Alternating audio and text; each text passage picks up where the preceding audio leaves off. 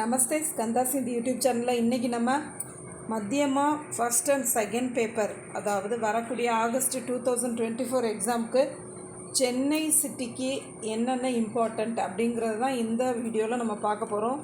First Roman poem ARC இதில் நிறையா இருக்குது. அதில் நான் ஒரு 4 தான் உங்களை படிக்க சொல்கிறேன். பண்டித்திக்கு சங்கதி, தைவ் மேரே பாக்ய, கைஞ்சி நஹி ஹாத், யஹ் கஹா அபி, இந்த 4 போயம் ஏஆர்சியும் நல்லா தரவு பண்ணுங்கள்.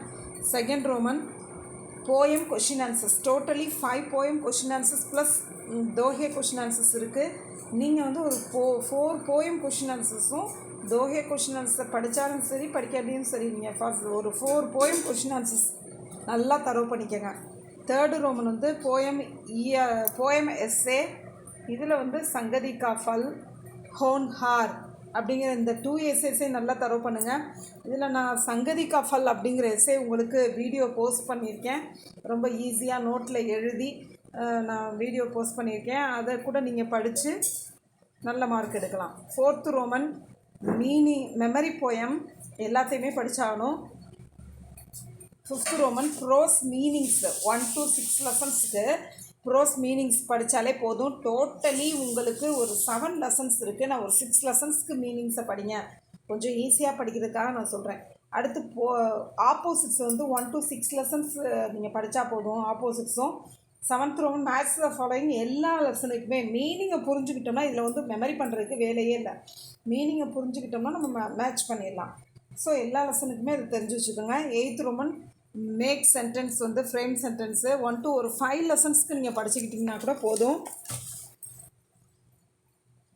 9th ரோமன் காம்ப்ரிஹென்ஷன் எல்லா லெசனுக்குமே, இதுவும் மீனிங்கை புரிஞ்சுக்கிட்டோம்னா பேராகிராஃப்லே ஆன்சர் இருக்குது, மீனிங்கை புரிஞ்சுட்டு எழுதினா போதும். 10th Roman pros question answers ஒரு 1 to 5 லெசன்ஸ், அதனால் ஸ்டோரியை புரிஞ்சுக்கிட்டு நம்ம இப்போ எஸ்ஏ படிக்கிற ஒரு லெசனாக இருந்துச்சுன்னா அதுக்குள்ளே அந்த எஸ்ஏலேருந்தே கொஷினாக எழுதிக்கலாம், நம்ம கொஷினுக்கான ஆன்சராக.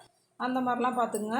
ப்ளஸ் 1 அதாவது 11th ரோமன் வந்து ப்ரோஸ் எஸ்ஏல வந்து தக்ஷின் பாரத் ஹிந்தி பிரச்சார் சபா, ஹமாரா ராசின்ஹ, இது 2 இம்பார்ட்டண்ட்டாக இருக்குது. 12th ரோமன் வந்து கிராமர் கொஷின் ஆன்சர்ஸ், இதுக்கான வீடியோ கூட நான் போஸ்ட் பண்ணியிருக்கேன். ரொம்ப தெளிவாக மீனிங்கை சொல்லி டீச் பண்ணியிருக்கேன், இதை கூட நீங்கள் பார்த்துக்கலாம்.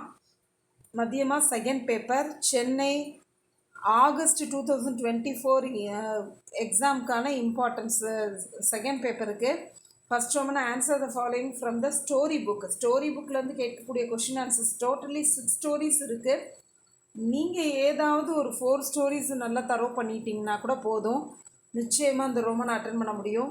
அடுத்து ஸ்டோரி எஸ்ஏ, கஹானி எஸ்ஏ, பகவான் சப்கா ஏக் ஹே குத்தே கி பூஞ்ச், இந்த 2 எஸ்ஏஸுமே நான் அப்லோட் பண்ணியிருக்கேன். ரொம்ப ஈஸியாக நோட்டில் எழுதி டீச் பண்ணியிருக்கேன், அதை படித்து நல்ல மார்க் எடுக்கலாம். தேர்டு ரோமன் பரத் மிலாப், டோட்டலி 10 லெசன்ஸ் இருக்குது. அது ஒரு 7 லெசன்ஸ் கொஷின் ஆன்சர்ஸை நல்லா தரவு பண்ணிக்கோங்க. எல்லாமே ரொம்ப ஈஸியாக தான் இருக்கும் இந்த பரத் மிலாப்பில் உள்ள கொஷின் ஆன்சர்ஸு. 4th ரோமன் பரத் மிலாப் எஸ்ஏ, இதுலேருந்து ஒரு 4 எஸ்ஏஸ், டோட்டலி 10 எஸ்ஏஸ் இருக்கிறதுனால இதுலேருந்து ஒரு 3 எஸ்ஏஸாவது நீங்கள் படிச்சிருக்கணும். சார்பாயி, தனுஷ்யங்க, மந்த்ராக்கா, ஷட்யந்திர. 5th ரோமன் லிங்கு, எல்லாத்தையும் நல்லா தரவு பண்ணிவிட்டு எழுதி ப்ராக்டிஸ் பண்ணுங்கள். ஒரு ஸ்பெல்லிங் மிஸ்டேக், அதாவது ஒரு துணைக்கால கூட விடக்கூடாது. அந்த மாதிரி ஸ்பெல்லிங் மிஸ்டேக் இல்லாமல் எழுதி ப்ராக்டிஸ் பண்ணால் தான் இந்த ரோமனில் ஃபுல் மார்க் எடுக்க முடியும். 6th ரோமன் ஆல்சோ வச்சன், அதையும் அப்படி தான் நம்ம ப்ராக்டிஸ் பண்ணணும். நியூமரல்ஸ் 1 to 100 வரைக்கும், ஏற்கனவே நம்ம பிராத்மிக்கில் 1 to 50 வரைக்கும் படிச்சிருப்போம். இதில் 1 to 100 வரைக்கும் நல்லா தரவு பண்ண சொல்கிறாங்க. 8th ரோமன் வாச்சிய பதிலியே, ஆக்டிவ் வாய்ஸ் பாசிவ் வாய்ஸ், அதையும் நல்லா தரவு பண்ணுங்கள். 9th ரோமன் வாக்கிய ஜோடியே, கம்பைன் சென்டென்ஸ்.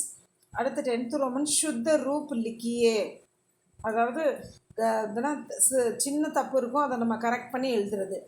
அடுத்து 11th ரோமன் டயலாக்ஸு, अस्पताल में, किताब की दुकान में, ஹோட்டல் வாலே, இந்த 3 டயலாக்ஸை நல்லா தரவு பண்ணுங்கள். நிச்சயமாக ஏதாச்சும் 1 2 அந்த மாதிரி வந்துடும். அடுத்து 12th ரோமன் லெட்டர் ரைட்டிங், சுட்டி மாங்தே, கஸ்ரத் கர்னே கி, கிசி புஸ்தக் அப்படிங்கிற இந்த 3 லெட்டர் ரைட்டிங்கையும் நல்லா தரவு பண்ணுங்கள். முடியாத பட்சத்தில் ஒரு 2வது படிச்சுக்குங்க.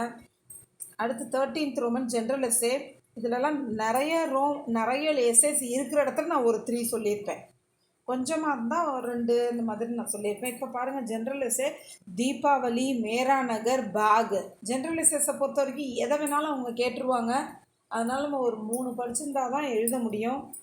அடுத்து 14th Roman translation English to Hindi. இதில் வந்து தில்லி கே சிங்காசன் பர் அப்படிங்கிற அந்த லெசனை தவிர மற்ற எல்லாத்தையுமே படிச்சுக்கோங்க.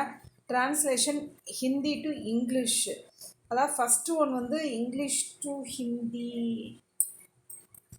ஃபஸ்ட்டு ஒன் வந்து Hindi to English, second one English to Hindi.